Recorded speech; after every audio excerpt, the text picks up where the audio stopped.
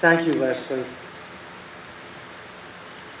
We are here today to celebrate two important moments in history. The first is the birth of our great country, which officially happened 242 years ago.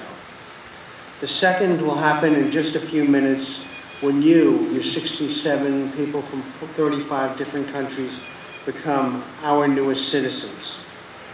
While each of you took a different journey to get here, before the morning is over, each of you will be able to say, I am an American.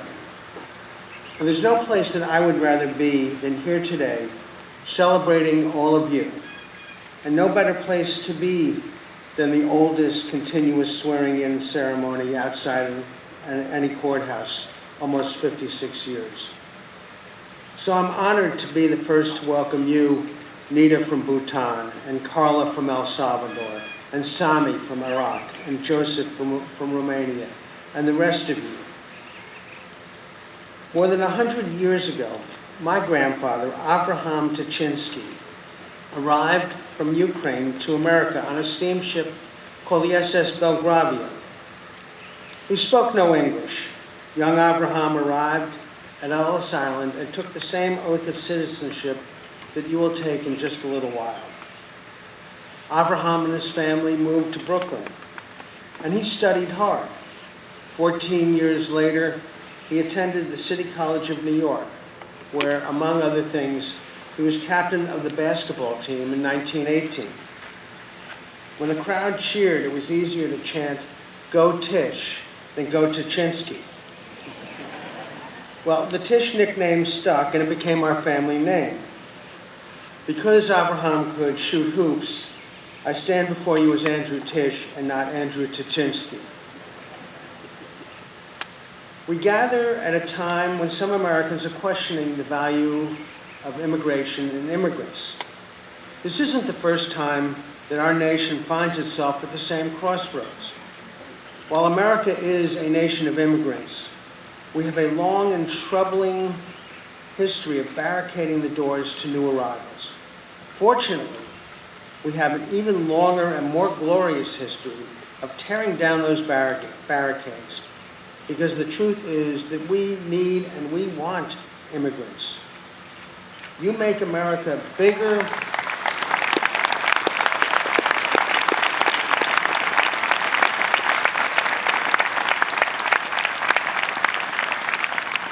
You make America bigger, better, and stronger. Thomas Jefferson, who lived in this great house, once said America was a refuge, a place where those suffering from oppression could participate in the right of self-government.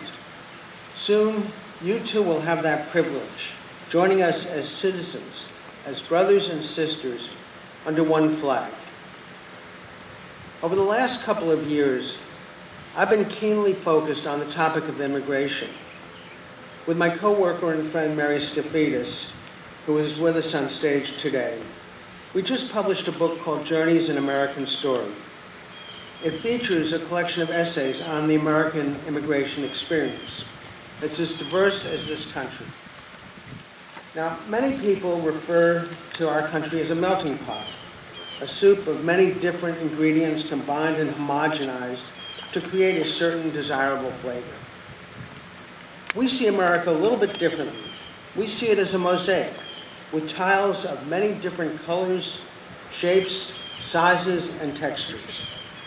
The grout that holds us together is the common desire for freedom, justice, and opportunity. Without this grout, we would be nothing more than a pile of stones. The stories that we share in our book illustrate how immigrants have built and strengthened the culture of our country. Many of our storytellers came here seeking opportunity, some for love, others fleeing violence.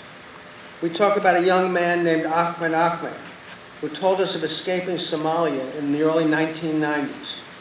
His family went from living in a 12-bedroom mansion in Mogadishu to a hovel made of sticks and cloth in a refugee camp. Ahmed's family called him the lucky baby because soon after he was born, his family was sponsored and granted asylum to come to the United States, a privilege his mother considers the greatest day of her life. His arrival in today's America would have been much more difficult, needless to say. Hard work and determination got Ahmed to Cornell University, my alma mater, and today he is at Oxford University studying as a Rhodes Scholar. Then there's Michael Bloomberg, the entrepreneur and former mayor of New York City, whose creativity led to a new way of processing data and information that has transformed the world. Michael traces his ancestors back to the ghettos of Russia. Their towns are listed in the Valley of the Lost Communities at the Holocaust Museum and are remembered because every Jewish person in those towns perished during the horrendous Nazi occupation. For so many, America was the refuge that Thomas Jefferson spoke of when he talked about a beacon of freedom in a sometimes evil world. However, the history of America, our history, is far from perfect. For millions of people over hundreds of years, America represented not a chance for freedom, but an end to it. Our book, as Leslie said, includes a story from Ben Friedman, who traces his ancestry back to Sally Hemings, the slave of Thomas Jefferson, whose life is celebrated here at Monticello.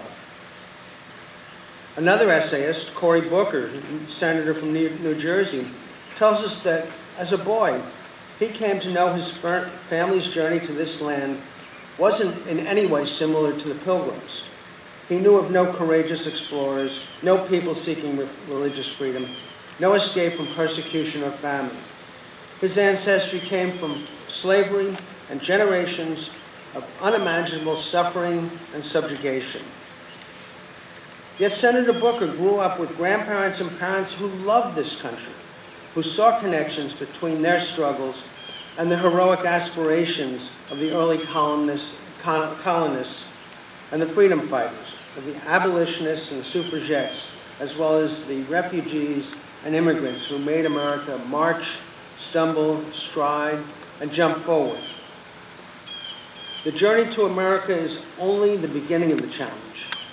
Once you get here, you have to assimilate, to adjust to what many of you are going to see as a foreign culture, all while finding a way to feed your families and house them, something I'm sure that you can relate to. The same is true for many of our essayists. When U.S. Secretary of Transportation Elaine Chao came from Taiwan to America as a child, she didn't speak a word of English. She would sit in the back of her class and copy everything on the blackboard, even though she had no idea what it said or what the words meant.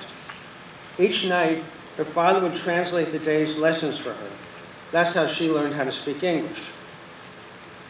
What Mary and I saw over and over again was the theme of sacrifice, great sacrifice that would seem so difficult for many of us. There were immigrants who themselves would never get to live the American dream, but they made sure that their children and grandchildren, nieces and nephews, had the chance to grasp it. Mary shares the story of her Aunt Lella, who came to America as an undocumented immigrant from Greece in the early 1970s. She lived in the shadows, in fear of deportation for 16 years, until she finally got a green card. She never became a citizen, but Mary calls her an American hero. Aunt Lella worked her entire life in a garment factory, always saving, never spending. And the money that she left allowed Mary and her cousin to graduate from college without any debt. Mary's story might never have been written were it not for her Aunt Lella. I imagine that many of you here today have an Aunt Lella somewhere in your family history, someone who sacrificed and scraped with the hope that newer generations would have the chance to soar and to take advantage of opportunities that they never had. But those people who toiled and struggled for their families did much more than that. Immigrants have literally built America from the ground up, including the railroads and the bridges and the highways and much of the infrastructure that we use today. And beyond the hard labor, there was the brain power to fuel that engine. Consider this: 40% of all Fortune 500 companies were founded by immigrants or their children. Companies such as Procter & Gamble, Apple, Pfizer, Tesla, Google, GE, Intel, eBay, IBM. The company that I'm privileged to chair, Loews Corporation, traces its history back to 1946. That's when my grandfather, Abraham, you remember him, the basketball player? Well, by then he was known as Tisch. And he and my grandmother, Sadie, gave a life-changing loan to my father, Larry, and my uncle, Bob. With it, my father and uncle purchased a rundown resort in New Jersey called the Laurel and the Pines Hotel. From this one investment, Larry and Bob built a business empire that is today a Fortune 500 company, employing 18,000 people in industries ranging from hotels and hospitality to insurance, to energy, to packaging, with revenues of over $13 billion annually. That opportunity could only happen here. That's the promise. That's the magnificence. That's the glory of America.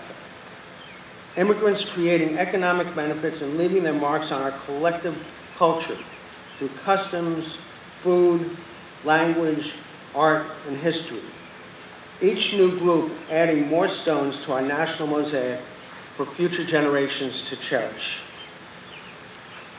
So to you, soon-to-be citizens in the audience, to you, Edgar from the Philippines, and to you, Mustafa from Jordan, and to you, Angela from Mexico, and Linda from Ghana, let me say to you directly, I am honored that you chose to come to this great country and to be an American. Now, to be a citizen takes responsibility. So I'd like to leave you, I always like to finish with a list of things to do. So I'd like to leave you with a top 10 list of things that I hope you will do as a new American. And it's worthwhile for everybody who's live streaming and who's sitting here in the audience today to pay attention to this list too. Number 1, love your country. Number 2, be an ambassador of goodwill. Tell all your friends and family in the old country about how great America is. Number 3, be a tourist. Monticello is a great place to start, but you should also see the Statue of Liberty and Constitution Hall and the Smithsonian and the Grand Canyon and other historical sites. Get to know America. Number 4, never be afraid to do the right thing. This country is built on a system of checks and balances so that the right prevails. If you believe you are right, our Constitution gives you the ability to prove your case. Number 5, tell your story. Family histories get passed down from generation to generation, so do your part to keep your legacy alive. Number 6, get to know your neighbors. Try to weave yourself into the fabric of your community. Chances are that your neighbor's story is as interesting as yours. Number 7, give back. Join an organization to help make this country even better, whether religious, civic, or philanthropic. Participate. Number 8, make your voice heard. There's nothing more American than joining or fighting for a cause and working for change.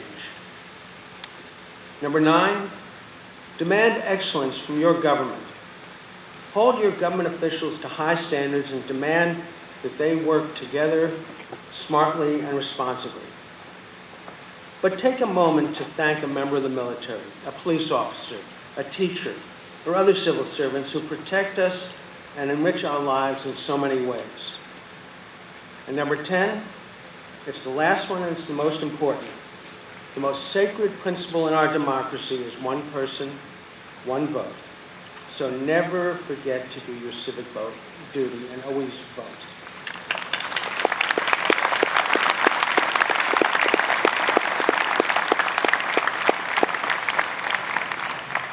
Every true American success story starts the same way yours started, with a person passionate enough to want a better life and courageous enough to seek it.